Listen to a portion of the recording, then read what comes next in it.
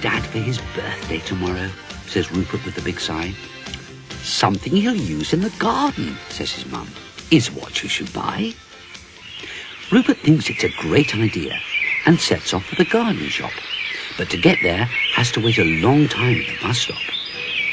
In the high street, he sees his little guinea pig chum, Gregory, who says he's bought a garden gnome for his granny. Where did you buy it? Rupert asks. It's just the thing for my dad's birthday. So Gregory takes him to a shop where lots of garden gnomes are on display. The shop assistant's very pleased to show the little bear a garden gnome. We also have a rabbit, he says, both hand-painted and made from stone. Rupert chooses the garden gnome, and to the bus stop the two chums go, and they travel all the way, looking out of the window. Back at home, Rupert peeps round the gate, but his dad he can't see, so he unwraps the garden gnome and puts it on the rockery. It looks good, but he goes to see what it's like from a few feet away. When he turns round, it's been painted yellow, much to his dismay. Just then, he hears Gregory calling to him from the garden gate. My granny's gnome's turned yellow, he says. She's most irate. So's the one I bought for my dad, says Rupert. It gave me such a shock. And as Gregory returns home, he sees some yellow paint on a rock.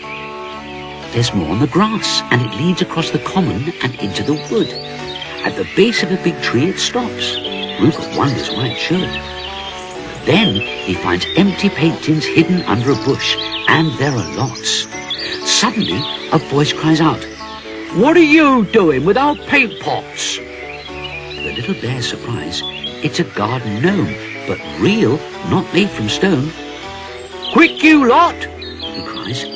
Come and get this bear, he's all alone. And more gnomes come out of the bushes and rush towards him. Oh no, Rupert sighs as they tie his hands. This looks pretty grim. He's pulled to his feet and led away with his scarf held by a gnome through thick woodland to their very secret home. But the entrance to their underground home is too small for the little bear, so they take him another way, which gives him quite a scare. Underground, as his hands are untied, he asks what he's been taken there for. Our chief will tell you, says a gnome, knocking on a door.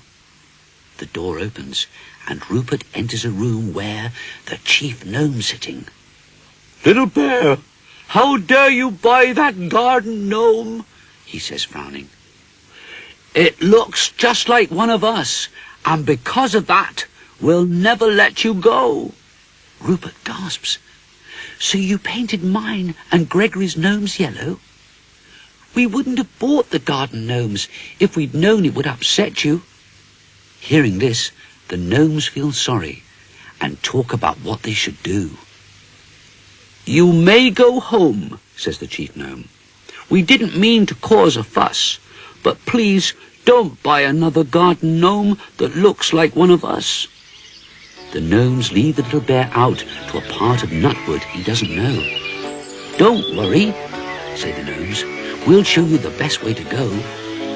But the gnomes are full of mischief, and they run away and leave him there. They're only playing, a voice calls.